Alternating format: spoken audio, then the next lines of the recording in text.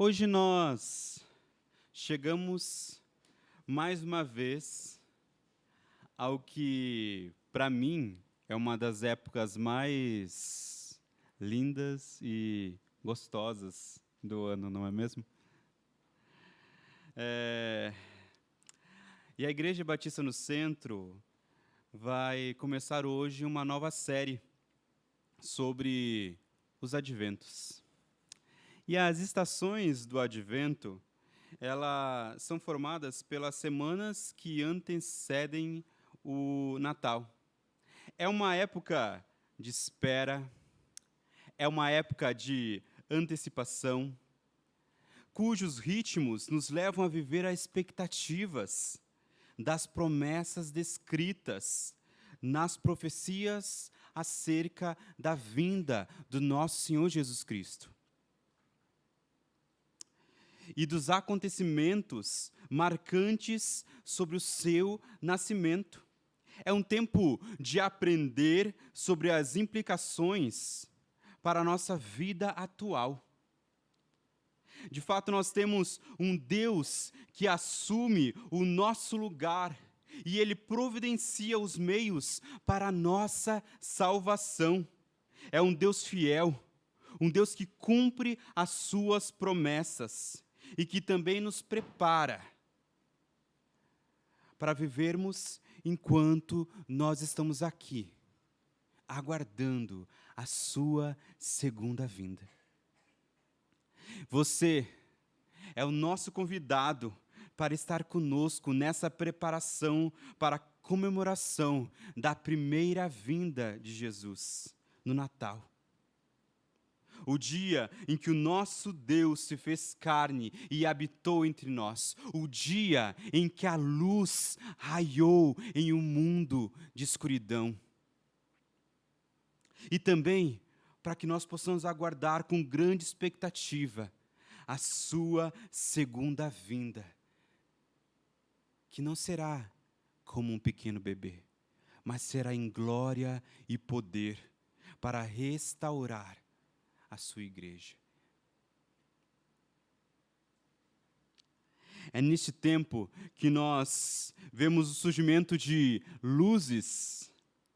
Este é um dos primeiros indícios que o Natal está chegando. Nós vemos luzes em todas as ruas, nós vemos as casas enfeitadas, nós vemos as árvores de natais cheias de luzes. E para aqueles que, como eu, são cristãos, nós vemos o começo do advento, onde, representado por 4 velas, a primeira vela, o primeiro advento, e assim sucessivamente ascendendo, até a chegada da verdadeira luz, que é o nosso Senhor Jesus. Mas todas essas luzes não são apenas decorativas. Elas são simbólicas. Elas apontam para a luz do mundo. A luz que raiou em um mundo em trevas. E hoje, o nosso texto é uma das mais belas promessas descritas nas profecias sobre a vinda de Jesus, da luz dos homens. Vamos abrir nossas Bíblias. Está lá em Isaías 9. Nós leremos a partir do versículo 2 até o 7.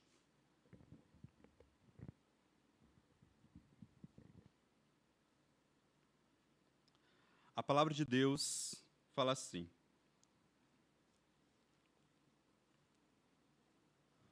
o povo que andava em densas trevas viu uma grande luz, e aos que viviam na região da sombra da morte, resplandeceu-lhes a luz. Tu, Senhor, tens multiplicado este povo e aumentaste a sua alegria. Eles se alegraram diante de ti, como que se alegram no tempo da colheita, e como exultam com repartem os despojos. Porque tu quebrastes o jugo que pesava sobre eles, a vara que lhe feria os ombros, e o cetro do seu opressor, como no dia da vitória sobre os midianitas. Porque toda a bota com que o guerreiro anda no tumulto da batalha, e toda a roupa revolvida em sangue serão queimadas, e servirão de pasto ao fogo. Porque um menino nos nasceu, um filho se nos deu. O governo está sobre os seus ombros, e o seu nome será Maravilhoso Conselheiro, Deus Forte, Pai da Eternidade e Príncipe da Paz. E ele estenderá o seu governo, e haverá paz sem fim.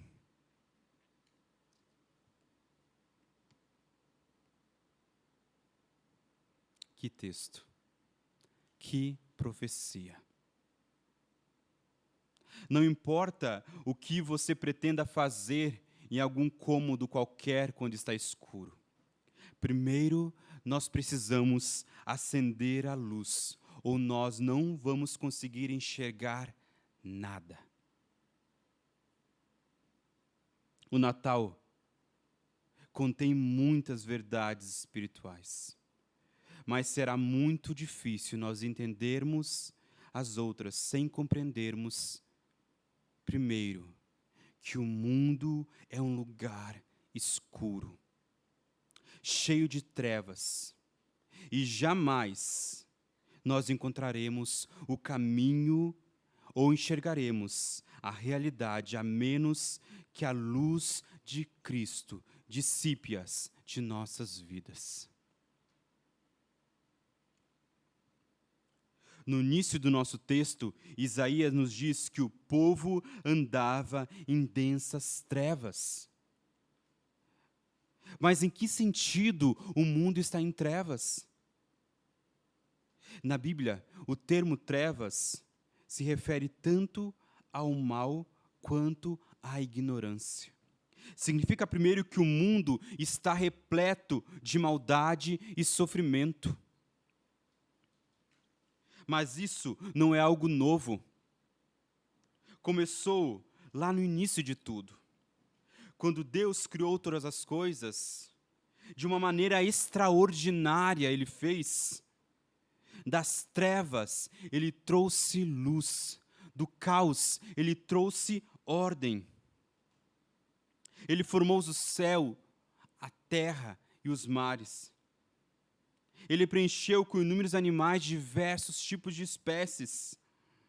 E no final do sexto dia, Ele criou o homem e a mulher, à sua imagem e semelhança. E Ele viu que tudo aquilo que Ele havia criado era muito bom. Adão e sua esposa agora viviam em um magnífico jardim que Deus havia criado, levando vidas perfeitas e que glorificavam a Deus. Eles viviam em perfeita harmonia um com o outro, em um relacionamento perfeito com Deus. Porém, isso não durou muito. Satanás, disfarçado de serpente, entrou naquele jardim. Fala em Gênesis 3. Ele colocou ambos à prova e os tentou. Ele, aproximando-se da mulher, a desafiou a duvidar da bondade de Deus e do caráter de Deus. Ele a desafiou com o pensamento de que Deus havia retido algo deles, algo bom deles, algo que eles deveriam saber, o conhecimento completo, em vez de parcial. Deus havia falado ao seu povo sobre tudo a respeito da bondade, porém havia retido deles o conhecimento do mal.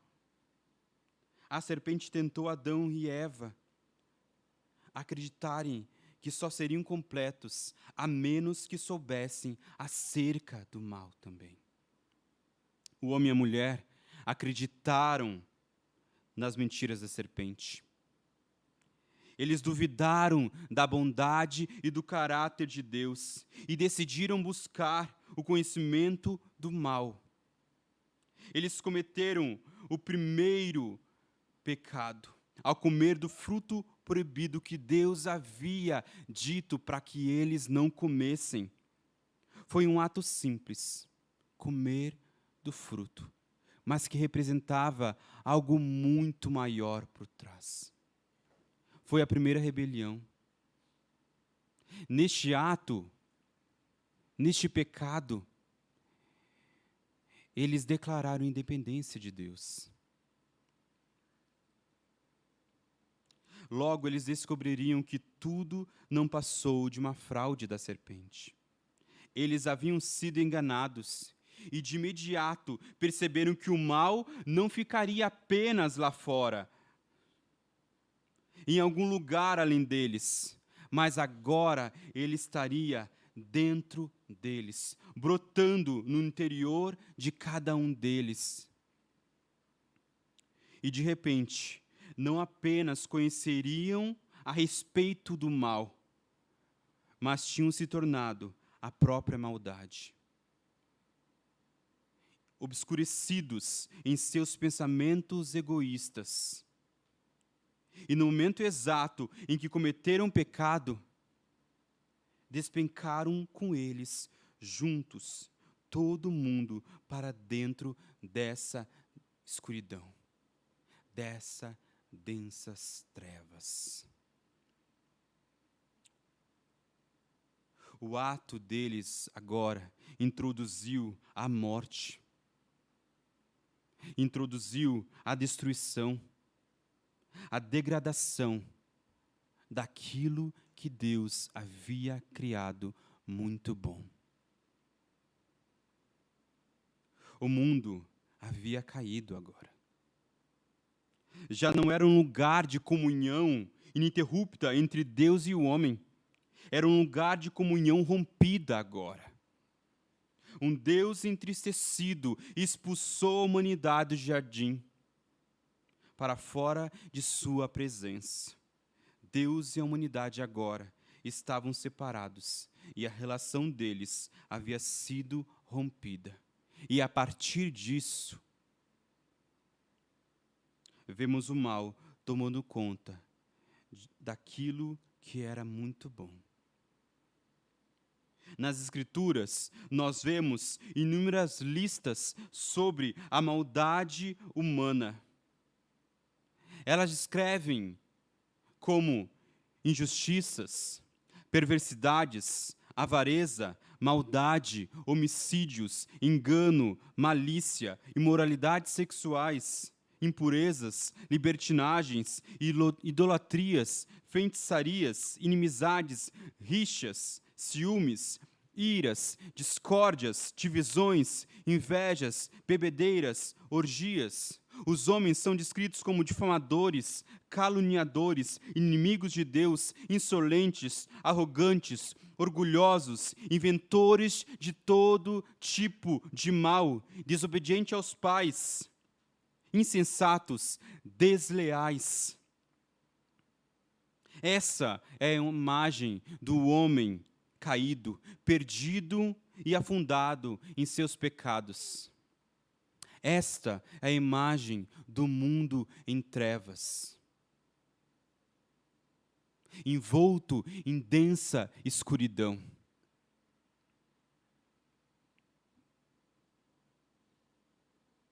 O outro sentido em que o mundo está em trevas é porque ninguém sabe o suficiente para curar o mal e o sofrimento que existe no mundo.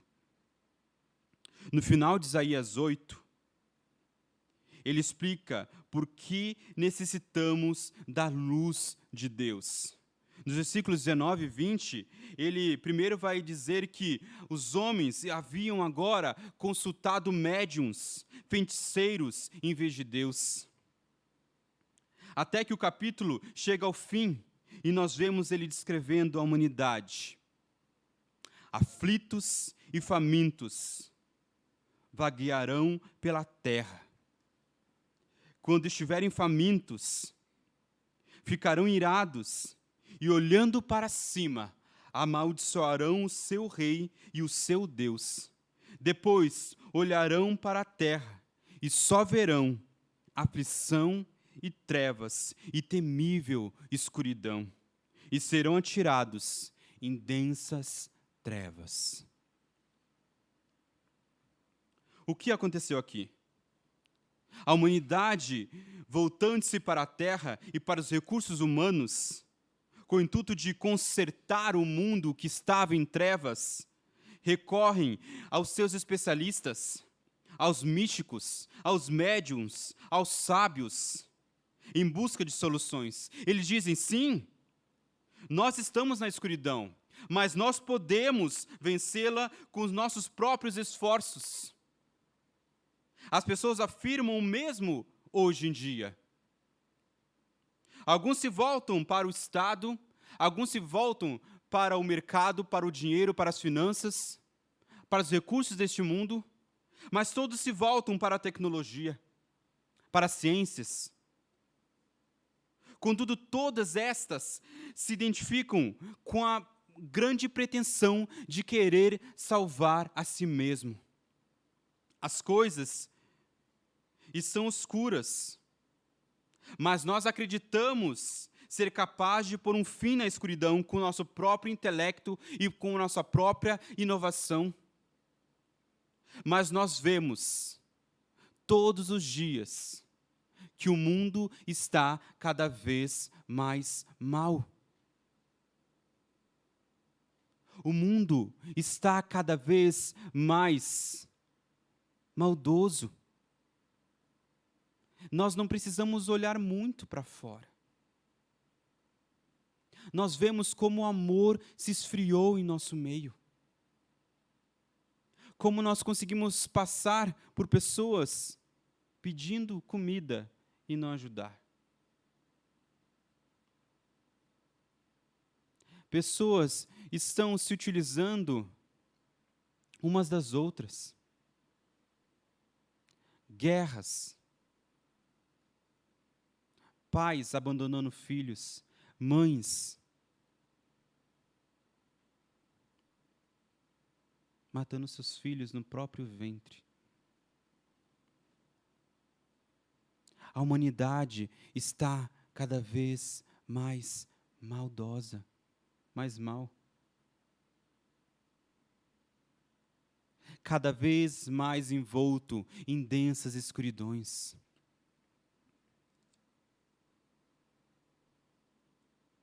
E por mais que nós nos unamos, as forças, por mais que nós nos esforçamos para tentar nos curar e nos salvar, somos apenas cegos, guiando cegos. Não chegaremos a lugar nenhum.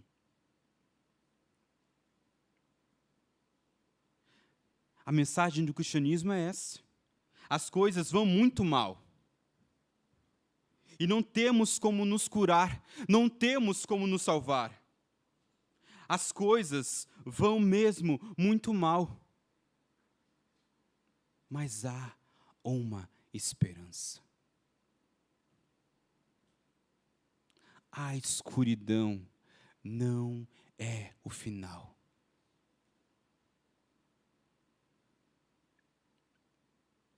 O povo que andava em densas trevas viu uma grande luz. E os que viviam na região da sombra da morte, resplandeceu-lhes a luz.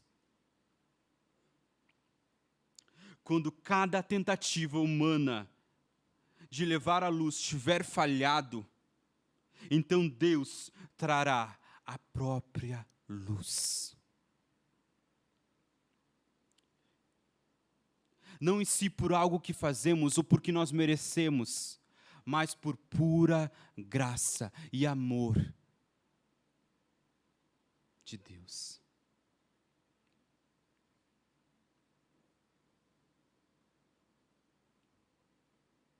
o texto fala: porque um menino nos nasceu,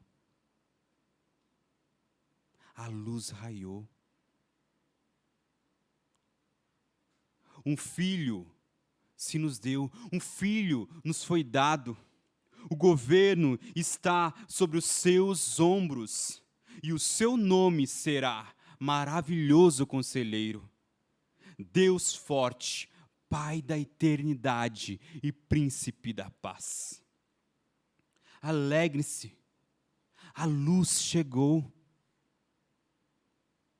A promessa é que nasceria alguém para governar sobre Israel com justiça e retidão, e que seria possuidor de grandes atributos divinos. Tudo isso aponta para uma notável harmonia com a profecia que Isaías havia feito acerca do Emanuel, o Deus conosco. Porque o Senhor mesmo lhe dará um sinal. Eis que a virgem conceberá e dará luz a um filho, e lhe será chamado Emanuel. Deus agora estaria conosco.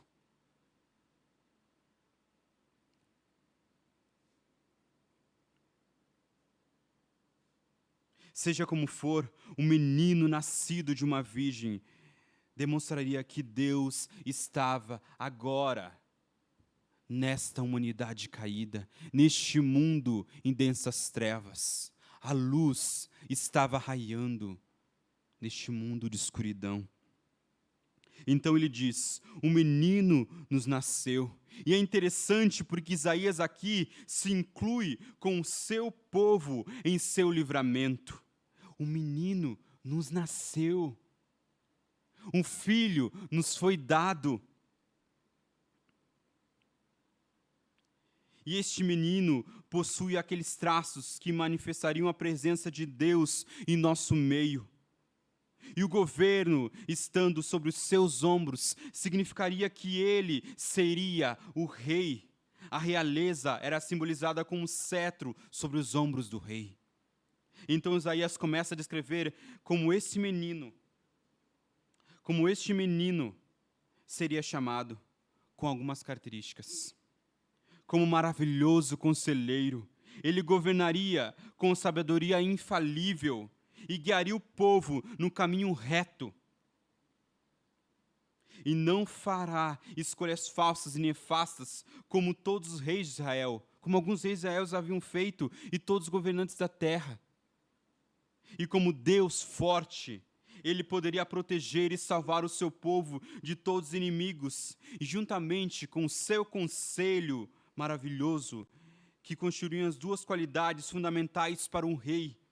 Porque um poder não acompanhado de conselhos sábios, e conselhos sábios sem poder para agir, são ambos infrutíferos.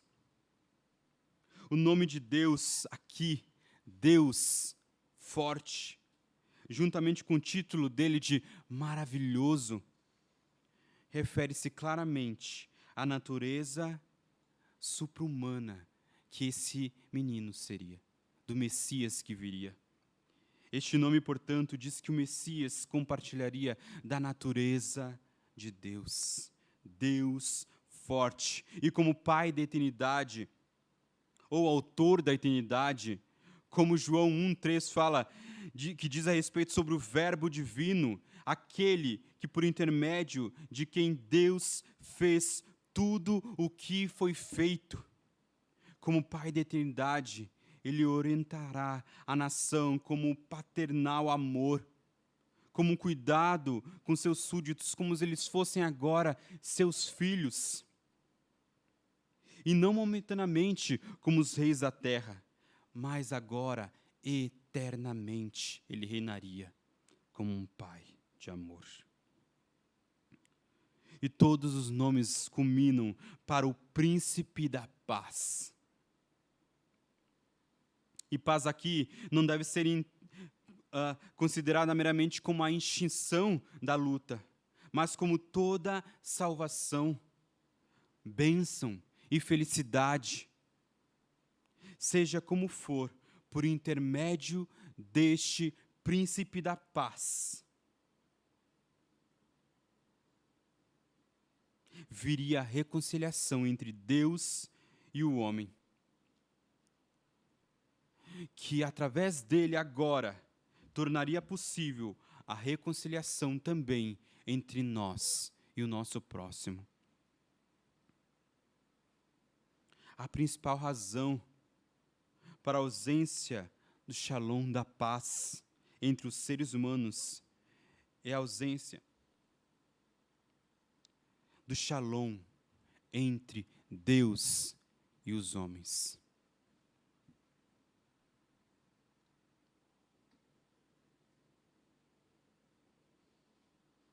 E o seu reinado agora possibilitaria o shalom entre Deus e os homens, e entre os homens e o seu próximo. Isaías fala que o seu reinado de paz não haveria fim. Uma vez mais, torna-se evidente aqui que Isaías tem em mente uma figura escatológica. Essa pessoa não será um rei seria o rei entre os reis de Israel. Ao contrário, ele agora seria um rei final, o rei que porá fim a todos os outros reis da terra. Haveria um que estabeleceria agora o trono de Davi de forma final, com base na justiça, com base na retidão e na paz. E não haveria agora mais motivo de guerras e lutas. E este governo de paz não haveria fim, de forma que um dia ele encheria toda a terra.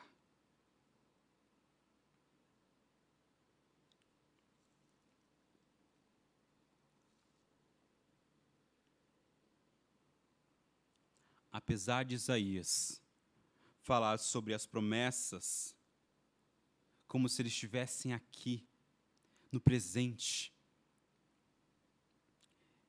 essa promessa iria se cumprir mais ou menos 600 anos depois, em uma noite escura, iluminada por uma grande estrela, em uma pequena vila de Belém. Mas essa grande estrela apenas apontava para a verdadeira luz do mundo que raiou em um mundo em densas trevas. Mateus, citando Isaías 9, 1 e 2, nos diz que o povo que vivia em trevas viu uma grande luz. Sim, uma luz raiou. João vai dizer algo extraordinário acerca daquele que chegou. No princípio era o Verbo, e o Verbo estava com Deus, e o Verbo era Deus. Ele estava no princípio com Deus, e todas as coisas foram feitas por meio dele, e sem ele nada do que se fez, foi feito se fez. Nele estava a vida, e a vida era a luz dos homens. A luz resplandece nas trevas, e as trevas não prevaleceram contra ela. Jesus é a luz divina do mundo, por trazer uma nova vida ao mundo perdido em densas trevas. Ele é a nossa luz, pois é o nosso maravilhoso conselheiro. Porque, mesmo sendo Deus, ele se humilhou e se tornou homem. Por isso, ele pode se compadecer de nós, pois passou por todo tipo de provação. Além disso, ele é o Verbo encarnado, e ele deixou a sua palavra, o seu maravilhoso conselho, para que pudéssemos ter paz e vida abundante. Ele é a nossa luz, pois ele é o nosso Deus poderoso, pois nos livrou do nosso grande inimigo que nos escravizava. Na sua morte, ele nos deu vida e destruiu os grilhões que nos prendiam. Nosso Deus forte, na cruz, destruiu o pecado que nos escravizava. Ele é a nossa luz, pois Ele é o nosso Pai da eternidade.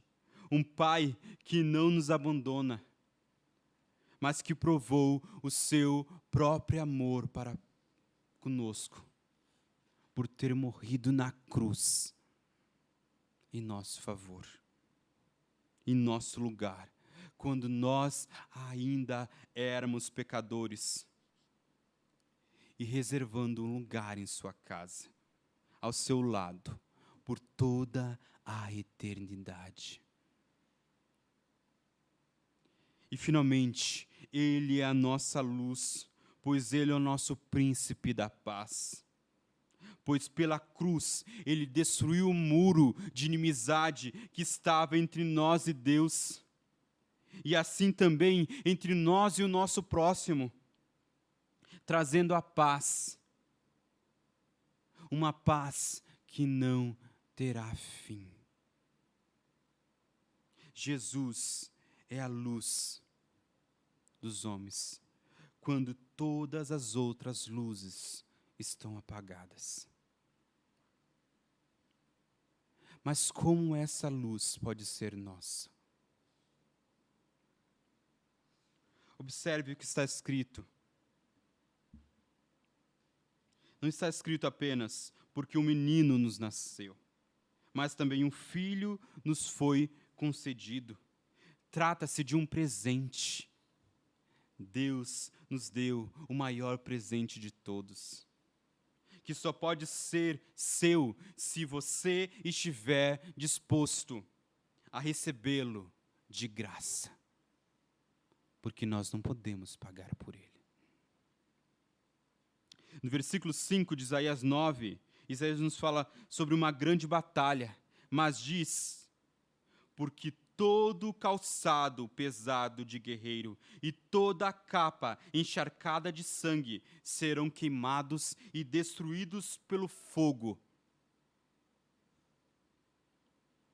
Este conjunto de imagens vívidas significa que uma grande vitória sobre o mal não exigirá a nossa força. Não necessitamos agora calçar o pesado calçado do guerreiro. Não necessitamos da armadura pesada. Ele diz: derrete-a, lance ao fogo, queime-os. Outra pessoa travará essa batalha. Só Ele pode. E quem será esse?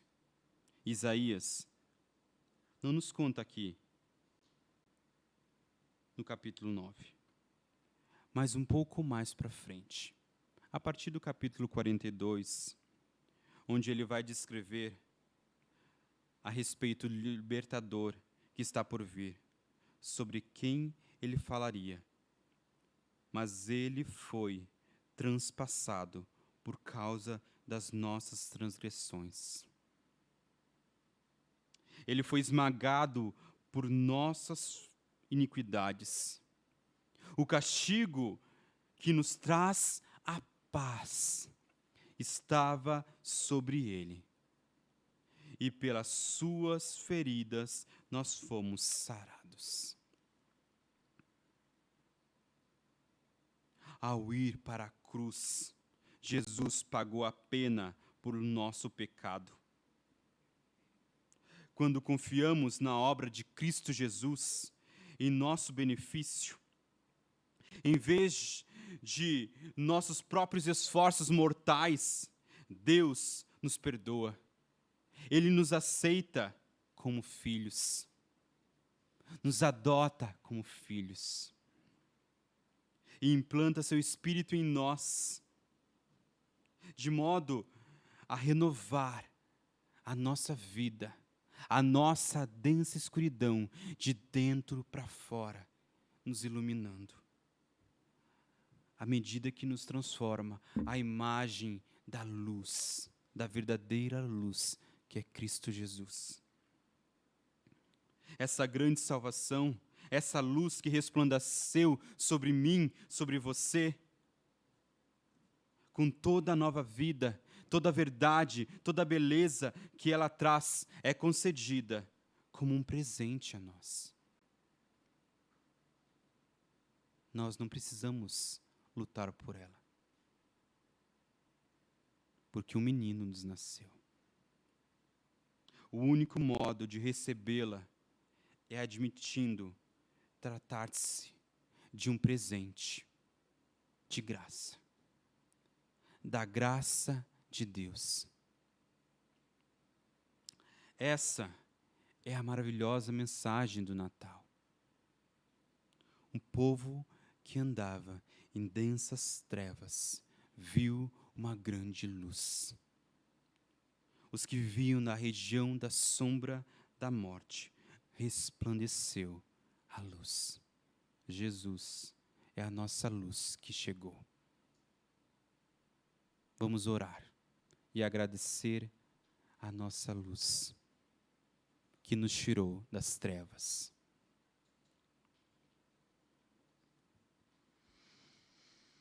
Deus, nós, Pai, te agradecemos, Senhor.